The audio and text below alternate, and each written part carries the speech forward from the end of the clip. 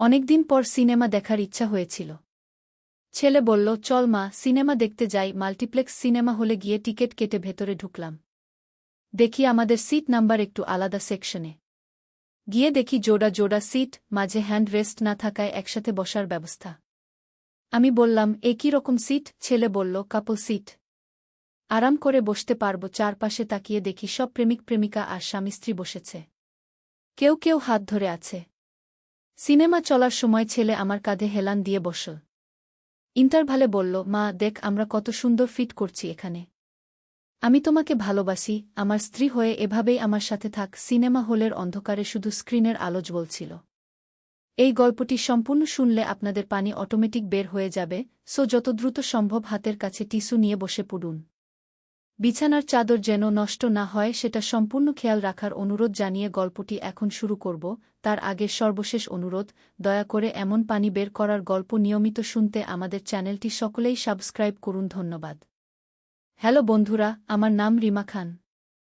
আমার বয়স ৪৪ বছর। আমার স্বামীর নাম রিফাত খান, বয়স ৪৭ বছর। আমাদের ২ সন্তান, শাহিন আর রুমা। শাহিন ২১ বছর বয়সী, ভার্সিটিতে পড়ে। রুমা ১৪ বছর বয়সী, স্কুলে যায়। গতকাল রাতে এমন একটি ঘটনা ঘটেছে যা আমার জীবনে কখনো ভাবতে পারিনি। আমার ছেলে শাহিন হঠাৎ করে আমাকে বলল যে সে আমাকে নিয়ে একটি বিশেষ জায়গায় যেতে চায়। বিশেষ জায়গা বলতে কী বোঝায় সেটা আমি বুঝতে পারছিলাম না। কিন্তু তার চোখে একটা রহস্যময় ভাব দেখে আমি রাজি হয়ে গেলাম। সন্ধ্যার দিকে শাহিন আমাকে নিয়ে বের হল। আমি জিজ্ঞেস করলাম, কোথায় যাচ্ছি? সে শুধু হাসল আর বলল, মা তুমি দেখবে, তোমার খুব ভালো লাগবে। আমরা রিকশায় উঠে শহরের দিকে যেতে লাগলাম। রাস্তায় যেতে যেতে শাহিন আমার হাত ধরল। আমি একটু অবাক হলাম, কারণ এত বড় হওয়ার পরেও সে আমার হাত ধরছে। তার হাতটা ছিল খুব গরম আর একটু কাঁপছিল। প্রায় ৩০ মিনিট যাওয়ার পর আমরা একটা বিশাল বিল্ডিংয়ের সামনে এসে থামলাম। বিল্ডিংটার নাম ছিল স্টার সিটি মল। আমি আগে কখনো এত বড় শপিং মল দেখিনি। শাহিন আমার হাত ধরে ভেতরে নিয়ে গেল। ভেতরে ঢুকেই আমি দেখলাম অসংখ্য দোকান, রঙিন আলো আর অনেক মানুষ। সবকিছু দেখে আমার চোখ ছানাবড়া হয়ে গেল। শাহিন আমাকে নিয়ে একটা লিফটের দিকে গেল। লিফটে উঠে যখন আমরা ৫ম তলায় পৌঁছালাম, তখন দেখলাম সেখানে একটা সিনেমা হল। হলের নাম গোল্ডেন সিনেপ্লেক্স।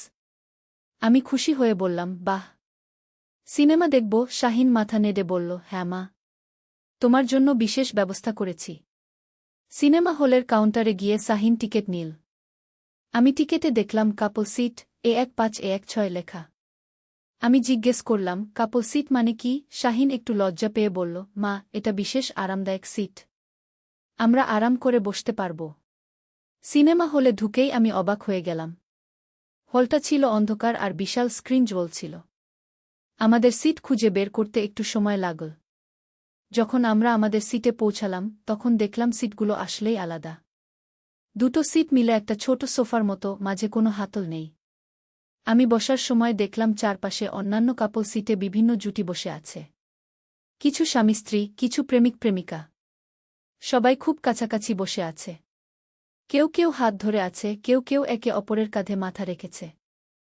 সিনেমা শুরু হওয়ার পর শাহিন আমার পাশে একদম কাছে বসল। তার শরীর আমার শরীরের সাথে লেগেছিল। আমি একটু অস্বস্তি বোধ করলাম, কিন্তু কিছু বললাম না। সিনেমাটা ছিল একটা রোমান্টিক ফিল্ম। পর্দায় নায়ক-নায়িকা প্রেমের দৃশ্য দেখাচ্ছিল। প্রায় ৩০ মিনিট পর শাহিন আমার হাত ধরল। তার হাত ছিল খুব ঘর্মাক্ত আর কাঁপছিল। আমি ফিসফিস করে বললাম, কি হয়েছে? তোমার হাত এত গরম কেন? সে আমার কানের কাছে এসে বলল, মা আমার খুব ভালো লাগছে, তুমি আমার পাশে আছো। সিনেমার মাঝখানে ইন্টারভাল হল। আলো জ্বলে উঠল। শাহিন উঠে আমার জন্য পপকর্ন আর কোল্ড ড্রিঙ্ক নিয়ে এলো। বসার সময় সে আরও কাছে এসে বসল। তার পা আমার পায়ের সাথে ছোঁয়াচ্ছিল। আমি তাকে একটু দূরে যেতে বললাম, কিন্তু সে বলল, মা এখানে জায়গা কম, এভাবেই বসতে হবে। ইন্টারভালের শেষে আবার অন্ধকার হয়ে গেল। এবার শাহিন আমার কাঁধে হেলান দিয়ে বসল। তার নিঃশ্বাস আমার গলা লাগছিল। আমি তাকে সোজা হয়ে বসতে বললাম, কিন্তু সে বলল, মা আমার ঘুম পাচ্ছে, একটু হেলান দিয়ে বসি। সিনেমার দ্বিতীয়ার্ধে একটি দৃশ্য এলো যেখানে নায়ক নায়িকাকে বলছিল, তুমি আমার জীবনের সবচেয়ে প্রিয় মানুষ। আমি তোমাকে ছাড়া বাঁচতে পারব না। এই দৃশ্যে শাহিন আমার কানের কাছে ফিসফিস করে বলল, মা, আমিও তোমাকে খুব ভালোবাসি। তুমি আমার সবচেয়ে প্রিয় মানুষ। আমি একটু অবাক হলাম, কিন্তু ভাবলাম ছেলে হয়তো আবেগপ্রবণ হয়ে গেছে। তখন সে আরও বলল, মা, আমি চাই তুমি সবসময় আমার পাশে থাকো।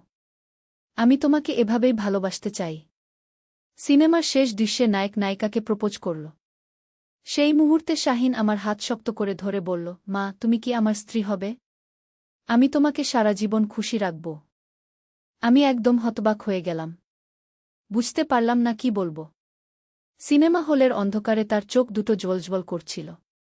তার হাত আমার হাতে খুব শক্ত করে চেপে ধরা ছিল। ঠিক তখনই হঠাৎ করে সিনেমা হলে আগুন ধরে গেল। স্ক্রিনের পেছনে বিকট শব্দ হয়ে আগুনের লেলিহান শিখা দেখা গেল। সবাই চিৎকার করে উঠে দৌড় দিল। ফায়ার অ্যালার্ম বেজে উঠল। গোটা হল ধোঁয়ায় ভরে গেল। শাহিন আমার হাত ধরে বলল, মা, চল তাড়াতাড়ি বের হই, কিন্তু ভিড়ের চাপে আমরা আলাদা হয়ে গেলাম। আমি শাহিনের হাত ছেড়ে গিয়ে একা হয়ে পড়লাম। চারদিকে মানুষের চিৎকার, আগুনের আওয়াজ আর ধোঁয়ার মধ্যে আমি পথ হারিয়ে ফেললাম। হঠাৎ করে আমি দেখলাম একটা জরুরি দরজা। সেদিকে গিয়ে দেখি দরজাটা লক।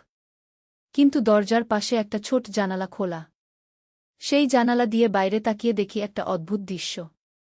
বাইরে কোনো আগুন নেই, কোনো ধোঁয়া নেই, বরং সূর্যের আলো জ্বলজ্বল করছে। আর সবচেয়ে অদ্ভুত ব্যাপার হলো, আমি দেখলা যে আমি আর সিনেমা হলে নেই। আমি একটা পুরনো প্রাসাদের মতো জায়গায় আছি। জানালা দিয়ে লাফিয়ে বাইরে আসলাম। দেখি আমি একটা বিশাল বাগানের মধ্যে দাঁড়িয়ে আছি। চারদিকে সুন্দর ফুলের গাছ, পাখির ডাক আর একটা ছোট পুকুর। আকাশ একদম নীল, মেঘ নেই। কিন্তু সবচেয়ে অদ্ভুত ব্যাপার হলো, আমার পরনে আর জিন্স টি শার্ট নেই, বরং একটা সুন্দর নীল রঙের শাড়ি। আমি বুঝতে পারলাম না কি ঘটছে। হঠাৎ করে আমার পেছনে একটা কণ্ঠস্বর শুনলাম, মা, তুমি কোথায় চলে গেছিলে? আমি তোমাকে খুঁজছিলাম। আমি ঘুরে তাকিয়ে দেখি শাহিন দাঁড়িয়ে আছে। কিন্তু সেও আর আগের মতো নেই। তার পরনে একটা সুন্দর সাদা কুর্তা পাজামা। তার চেহারা আরও উজ্জ্বল আর সুন্দর লাগছে। আমি তাকে জিজ্ঞেস করলাম, শাহিন, এটা কোথায়? আমরা কিভাবে এখানে এলাম? সে হেসে বলল, মা, এটা আমাদের নতুন বাড়ি। এখানে আমরা একসাথে থাকব। আমি বুঝতে পারলাম না সে কি বলছে। তখন সে আমার হাত ধরে বলল, মা, চল, আমি তোমাকে পুরো জায়গাটা দেখাই। আমরা বাগানের মধ্য দিয়ে হাঁটতে লাগলাম। হাঁটতে হাঁটতে আমি দেখলাম একটা পুরনো কূপ। কূপের পাশে একটা ছোট ফলক। ফলকে লেখা, ইচ্ছার কূপ। আমি শাহিনকে জিজ্ঞেস করলাম, এটা কি? সে বলল, মা, এই কূপে যে ইচ্ছা করবে সেটাই পূরণ হবে। কূপের দিকে তাকিয়ে দেখি নিচে স্বচ্ছ পানি। পানিতে আমার প্রতিবিম্ব দেখা যাচ্ছে। কিন্তু অদ্ভুত ব্যাপার হলো, প্রতিবিম্বে আমি আরও তরুণ লাগছি। যেন আমার বয়স কমে গেছে। শাহিন বলল, মা, তুমি একটা ইচ্ছা করো। আমি ভাবলাম আর বললাম, আমি চাই আমরা আমাদের আসল বাড়িতে ফিরে যাই। কূপের পানিতে একটা আলোড়ন সৃষ্টি হল। হঠাৎ করে কূপের ভেতর থেকে একটা কণ্ঠস্বর ভেসে এলো, তোমার ইচ্ছা পূরণ হতে পারে, কিন্তু তার জন্য একটা শর্ত আছে। আমি ভয় পেয়ে গেলাম। শাহিনও একটু অস্বস্তিতে পড়ল। কূপ থেকে আওয়াজ এলো, তোমাকে 3টি পরীক্ষায় উত্তীর্ণ হতে হবে। প্রথম পরীক্ষা হলো সাহসের, দ্বিতীয় পরীক্ষা হলো বুদ্ধির, আর তৃতীয় দরজা দিয়ে ঢুকে আমি একটা অদ্ভুত জায়গায় পৌঁছালাম। এটা দেখতে আমাদের পুরনো বাড়ির মতো। কিন্তু সবকিছু যেন উল্টো। আয়নার ভেতরের জগতের মতো। হঠাৎ আমি শুনলাম আমার স্বামী রিফাতের কণ্ঠস্বর। রিমা, তুমি কোথায়? আমি তোমাকে খুঁজছি। আমি দৌড়ে তার কণ্ঠের দিকে গেলাম। দেখি সে আমাদের বসার ঘরে বসে আছে। কিন্তু তার চেহারা ভীষণ দুঃখী। আমি তার কাছে গিয়ে বললাম, আমি এখানে। তুমি কেন এমন মন খারাপ করে আছো? সে আমার দিকে তাকিয়ে বলল, রিমা, তুমি আমাকে ছেড়ে চলে যাচ্ছ। শাহিনের সাথে অন্য কোথাও যাচ্ছ। আমি অবাক হয়ে বললাম, আমি কোথাও যাচ্ছি না। আমি তোমার সাথেই থাকব। কিন্তু সে মাথা নেড়ে বলল, না, আমি জানি। তুমি আমাদের ছেড়ে চলে যাবে। রুমাকেও ফেলে রেখে যাবে। তখন আমি দেখলাম রুমা একটা কোণায় দাঁড়িয়ে কাঁদছে। তার চোখে মুখে অভিমান। আমি তার কাছে গিয়ে বললাম, রুমা, তুমি কেন কাঁদছ? সে বলল, মা, তুমি আমাকে ভালোবাসো না। শুধু শাহিন ভাইকে ভালোবাসো। আমার মন খারাপ হয়ে গেল। আমি বুঝতে পারলাম এটাই আমার হৃদয়ের সবচেয়ে বড় ভয়। পরিবারের সবাই মনে করবে যে আমি তাদের ছেড়ে চলে গেছি। আমি রিফাত আর রুমাকে জড়িয়ে ধরে বললাম, আমি কখনো তোমাদের ছাড়ব না। তোমরা আমার জীবনের সবচেয়ে প্রিয় মানুষ। আমি সবসময় তোমাদের সাথে থাকব। আমার কথা শুনে তারা দুজনে হাসল। হঠাৎ করে তারা ধোঁয়ার মতো মিলিয়ে গেল। আমার চারপাশে সবকিছু পরিবর্তন হয়ে গেল। আমি দেখি আমি আবার সেই বাগানে ফিরে এসেছি। শাহিন আমার জন্য অপেক্ষা করছে, কূপের কাছে দাঁড়িয়ে। আমাকে দেখেই সে দৌড়ে এসে জড়িয়ে ধরল। মা, তুমি ফিরে এসেছ। আমি কত চিন্তা করেছি। কূপ থেকে আওয়াজ এলো, তুমি 3টি পরীক্ষায় উত্তীর্ণ হয়েছ। তোমার ইচ্ছা পূরণ হবে। হঠাৎ করে কূপের পানিতে একটা উজ্জ্বল আলো জ্বলে উঠল। আলো ক্রমশ উজ্জ্বল হতে লাগল। আমি চোখ বন্ধ করলাম আলোর ঝলকানিতে। যখন চোখ খুললাম দেখি আমি আবার সিনেমা হলে। কিন্তু এবার কোনো আগুন নেই, কোনো ধোঁয়া নেই। সব স্বাভাবিক। শাহিন আমার পাশে বসে আছে। সিনেমা চলছে। আমি তার দিকে তাকালাম। সে স্বাভাবিক আচরণ করছে। আর আগের মতো অদ্ভুত কথা বলছে না। সিনেমা শেষ হলে আমরা বের হলাম। বাসায় ফেরার পথে শাহিন বলল, মা, আজ কেমন লাগল? আমি বললাম, ভালো লেগেছে। তবে কাপল সিট একটু অস্বস্তিকর ছিল। সে হেসে বলল, হ্যাঁ মা, পরের বার নরমাল সিট নেব। বাসায় পৌঁছে দেখি রিফাত আর রুমা আমাদের জন্য অপেক্ষা করছে। রুমা দৌড়ে এসে আমাকে জড়িয়ে ধরল। মা, তুমি কোথায় গিয়েছিলে? আমার খুব মিস হয়েছে। রিফাত বলল, কেমন লাগল সিনেমা? আমি বললাম, ভালো। তবে একটু অদ্ভুত স্বপ্নের মতো মনে হচ্ছে। শাহিন আমার দিকে তাকিয়ে হাসল। রাতে খাওয়ার টেবিলে বসে আমি সবার মুখের দিকে তাকালাম। আমার পরিবার, আমার ভালোবাসার মানুষগুলো। আমি মনে মনে ভাবলাম, জীবনে অনেক রহস্য আছে, কিন্তু সবচেয়ে সুন্দর রহস্য হল পারিবারিক ভালোবাসা। খাওয়ার পর শাহিন আমার কাছে এসে বলল, মা, আজ তোমাকে নিয়ে বের হয়ে আমার খুব ভালো লেগেছে। আমরা আরও এরকম ঘুরতে যাব। আমি তার মাথায় হাত বুলিয়ে বললাম, হ্যাঁ বাবা, যাব। কিন্তু আমার মনে একটা প্রশ্ন থেকেই গেল। সেই অদ্ভুত জগত, সেই রহস্যময় কূপ, সেই পরীক্ষাগুলো, এসব কি সত্যি ছিল নাকি আমার কল্পনা? পরের দিন সকালে ঘুম থেকে উঠে আমি দেখি আমার পার্স থেকে সিনেমার টিকিট বের করেছি। টিকিটের পেছনে একটা ছোট নোট আটকানো। নোটে লেখা, জীবনের সবচেয়ে বড় অ্যাডভেঞ্চার হল পরিবারের সাথে কাটানোর সময়। ইচ্ছার কূপ। আমি অবাক হয়ে টিকিটটা শাহিনকে দেখালাম। সে দেখে হাসল আর বলল, মা, এটা সিনেমা হলের প্রমোশনাল নোট হবে, কিন্তু আমি জানি এটা অন্য কিছু। সেদিন দুপুরে রিফাত অফিস থেকে ফিরে একটা খবর দিল। রিমা, আমার অফিসের সবাই মিলে আগামী সপ্তাহে একটা ট্রিপে যাচ্ছি। তুমিও চলো। আমি বললাম, কোথায়? সে বলল, সিলেটের একটা রিসোর্টে। পরিবার নিয়ে যাওয়া যাবে।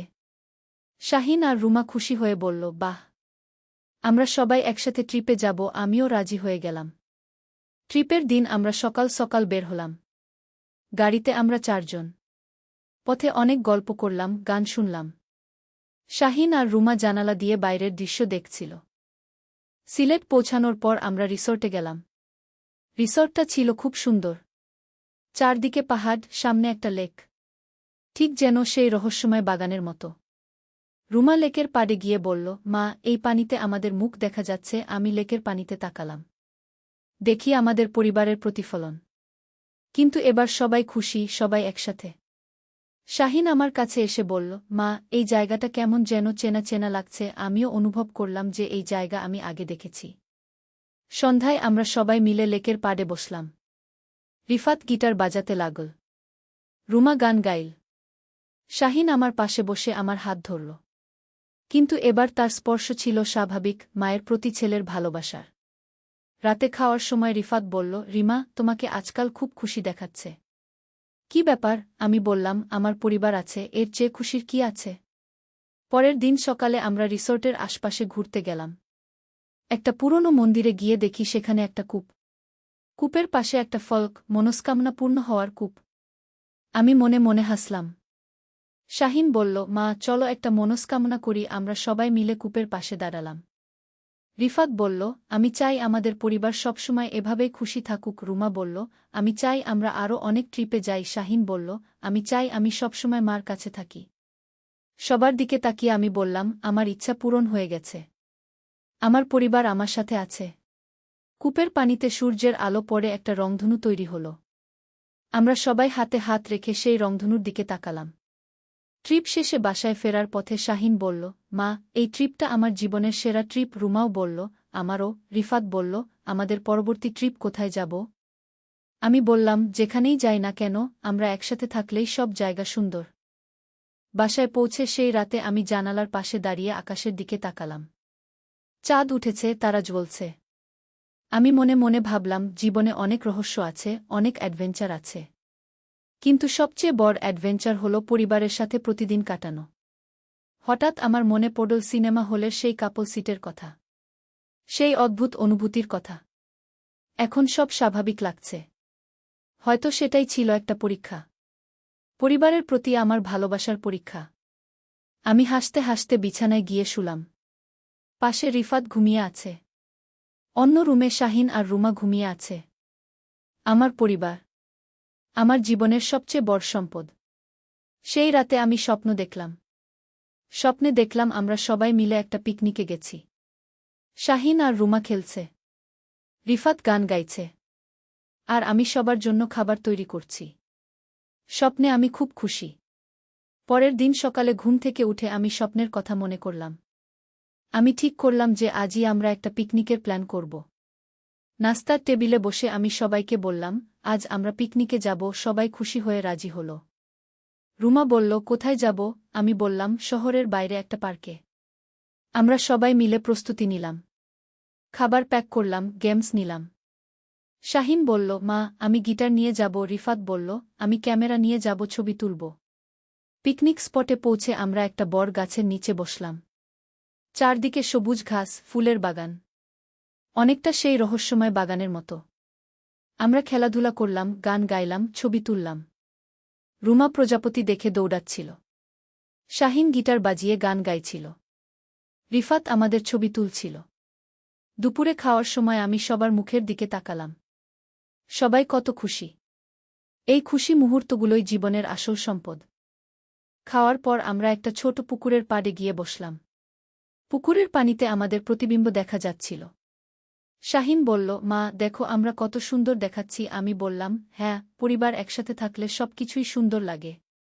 সন্ধ্যায় বাসায় ফেরার সময় রুমা বলল, আজ খুব মজা হলো। আমরা আবার আসব। রিফাত বলল, হ্যাঁ, নিয়মিত এরকম করা উচিত। বাসায় পৌঁছে রাতের খাবারের সময় আমি বললাম, আজ আমি বুঝতে পারলাম যে জীবনের সবচেয়ে বড় অ্যাডভেঞ্চার হল পরিবারের সাথে কাটানো প্রতিটি মুহূর্ত। শাহিন বলল, মা, তুমি সত্যি বলেছ। আমি যতই বড় হচ্ছি ততই বুঝতে পারছি পরিবারের কত গুরুত্ব। রুমাও বলল, আমিও। সেই রাত থেকে আমাদের পরিবারে একটা নতুন নিয়ম চালু হল। প্রতি সপ্তাহে অন্তত একদিন আমরা সবাই মিলে কোথাও না কোথাও যাব। পিকনিকে, সিনেমায়, রেস্টুরেন্টে বা শুধু পার্কে হাঁটতে। আমি বুঝতে পারলাম যে জীবনের প্রতিটি দিনই একটা নতুন অ্যাডভেঞ্চার। প্রতিটি মুহূর্তই একটা রহস্য। কিন্তু সবচেয়ে সুন্দর রহস্য হল ভালোবাসা। পারিবারিক ভালোবাসা। আজ যখন আমি এই গল্প বলছি তখন আমার মনে হয় যে জীবনে অনেক অদ্ভুত ঘটনা ঘটে। কিছু ঘটনা বাস্তব, কিছু হয়তো কল্পনা। কিন্তু সবচেয়ে বাস্তব হল পরিবারের সাথে কাটানোর সময়। সেই সিনেমা হলের কাপল সিটে বসে আমি যা অনুভব করেছিলাম সেটা হয়তো আমার অবচেতন মনের একটা পরীক্ষা ছিল। আমার পরিবারের প্রতি ভালোবাসার পরীক্ষা। আর আমি সেই পরীক্ষায় পাস করেছি। আজও মাঝে মাঝে আমি সেই রহস্যময় কূপের কথা ভাবি। সেই 3টি পরীক্ষার কথা। সাহসের পরীক্ষা, বুদ্ধির পরীক্ষা আর হৃদয়ের পরীক্ষা। আমি বিশ্বাস করি যে জীবনে প্রতিদিনই আমাদের এরকম পরীক্ষায় পড়তে হয়। আর আমার শেষ কথা হল, জীবনের সবচেয়ে বড় অ্যাডভেঞ্চার, সবচেয়ে রোমাঞ্চকর রহস্য হল পরিবার। পরিবারের সাথে কাটানো প্রতিটি মুহূর্ত একটা নতুন গল্প, একটা নতুন অভিজ্ঞতা। আমার এই গল্প শুনে আপনাদের কেমন লাগল? আপনাদের জীবনেও কি এরকম কোনো রহস্যময় অভিজ্ঞতা হয়েছে? পরিবারের সাথে কাটানো কোনো বিশেষ মুহূর্ত? আমি বিশ্বাস করি প্রতিটি পরিবারের নিজস্ব গল্প আছে। নিজস্ব রহস্য আছে। আর সেই গল্পগুলোই জীবনকে সুন্দর করে তোলে। আমার গল্প এখানেই শেষ। কিন্তু আমার জীবনের অ্যাডভেঞ্চার চলমান। প্রতিদিন নতুন নতুন অভিজ্ঞতা, নতুন নতুন আনন্দ। আর সবকিছুর কেন্দ্রে আমার প্রিয় পরিবার। ধন্যবাদ সবাইকে আমার এই রোমাঞ্চকর, রহস্যময় পারিবারিক গল্প শোনার জন্য। আশা করি আপনাদের ভালো লেগেছে। যে পরীক্ষা হলো হৃদয়ের। আমি জিজ্ঞেস করলাম, কী ধরনের পরীক্ষা? কূপ থেকে উত্তর এলো, প্রথম পরীক্ষায় তোমাকে অন্ধকার গুহার মধ্য দিয়ে যেতে হবে। দ্বিতীয় পরীক্ষায় একটি ধাঁধার সমাধান করতে হবে। আর তৃতীয় পরীক্ষায় তোমার হৃদয়ের সবচেয়ে বড় ভয়ের মুখোমুখি হতে হবে। শাহিন আমার হাত ধরে বলল, মা, আমি তোমার সাথে থাকব। আমরা একসাথে এই পরীক্ষাগুলো দেব। কূপের আওয়াজ এলো, না, তাকে একা যেতে হবে। এটা তার নিজের যাত্রা। আমি একটু ভয় পেলাম, কিন্তু ঠিক করলাম যে আমি বাড়ি ফিরতে চাই। আমি বললাম, আমি প্রস্তুত। হঠাৎ করে কূপের পাশে একটা গোপন দরজা খুলে গেল। দরজার ওপাশে অন্ধকার। কূপের আওয়াজ এলো, এই দরজা দিয়ে ঢুকো। প্রথম পরীক্ষা শুরু হবে। আমি শাহিনের দিকে তাকালাম। সে আমাকে জড়িয়ে ধরে বলল, মা, সাবধানে যেও। আমি এখানে অপেক্ষা করব। আমি তাকে কপালে চুমু দিয়ে অন্ধকার দরজার দিকে এগিয়ে গেলাম। দরজা দিয়ে ঢুকেই আমি একটা সরু পথে পড়লাম। চারদিকে গভীর অন্ধকার। শুধু মাথার ওপর থেকে মৃদু আলো আসছে। পথটা ছিল পাথুরে আর অসমান। আমি সাবধানে এগিয়ে চলতে লাগলাম। প্রায় 10 মিনিট হাঁটার পর আমি একটা গুহার মুখে পৌঁছালাম। গুহার ভেতর থেকে অদ্ভুত আওয়াজ আসছিল। কখনো বাঘের গর্জন, কখনো সাপের ফোঁস ফোঁস শব্দ। আমার ভয় লাগছিল, কিন্তু আমি এগিয়ে গেলাম। গুহার ভেতরে ঢুকে দেখি দেয়ালে বিভিন্ন রকম ছবি আঁকা। কিছু ছবি দেখে আমার গা শিউরে উঠল। ভয়ঙ্কর দানব, হিংস্র পশু আর রক্তাক্ত যুদ্ধের ছবি। হঠাৎ করে গুহার একটা কোণ থেকে একটা বিশাল বাঘ বের হল। বাঘটার চোখ দুটো লাল আগুনের মতো জ্বলছে। এটা আমার দিকে তাকিয়ে গর্জন করল। আমি ভয়ে পেছনে হটতে গেলাম, কিন্তু দেখলাম পেছনে আর কোনো রাস্তা নেই। বাঘটা ধীরে ধীরে আমার দিকে এগিয়ে আসতে লাগল। আমার হৃদস্পন্দন বেড়ে গেল। ভয়ে আমার সারা শরীর কাঁপছিল। কিন্তু হঠাৎ আমার মনে পড়ল যে এটা একটা পরীক্ষা। সাহসের পরীক্ষা। আমি গভীর শ্বাস নিয়ে বাঘের চোখের দিকে তাকালাম। আমি ভয় দেখালাম না, বরং এক পা এগিয়ে বাঘের দিকে গেলাম। বাঘ একটু থমকে গেল। আমি আরও এক পা এগিয়ে গেলাম। হঠাৎ করে বাঘটা ধোঁয়ার মতো মিলিয়ে গেল। আমার সামনে একটা নতুন দরজা দেখা দিল। দরজার উপরে লেখা, প্রথম পরীক্ষা সম্পূর্ণ। আমি দরজা দিয়ে বেরিয়ে এলাম একটা নতুন ঘরে। ঘরটা ছিল পুরো সাদা। দেয়ালে, ছাদে, মেঝেতে সব জায়গায় বিভিন্ন সংখ্যা আর অক্ষর লেখা। মাঝখানে একটা টেবিল। টেবিলের উপর একটা কাগজ। আমি কাগজটা তুলে পড়লাম। সেখানে একটা ধাঁধা লেখা, আমি সকালে 4 পায়ে হাঁটি, দুপুরে 2 পায়ে হাঁটি, সন্ধ্যায় 3 পায়ে হাঁটি। আমি কে? আমি ভেবে দেখলাম, এই ধাঁধাটা আমি কোথায় যেন শুনেছি। হঠাৎ মনে পড়ল, এটা মানুষের জীবনের কথা বলা হচ্ছে। শিশুকালে 4 হাত পায়ে হামাগুড়ি, বড় হয়ে 2 পায়ে হাঁটা, বুড়ো বয়সে লাঠির সাহায্যে 3 পায়ে হাঁটা। আমি জোরে বললাম, মানুষ। হঠাৎ করে ঘরের দেয়ালে একটা নতুন দরজা খুলে গেল। দরজার উপরে লেখা, দ্বিতীয় পরীক্ষা সম্পূর্ণ। তৃতীয়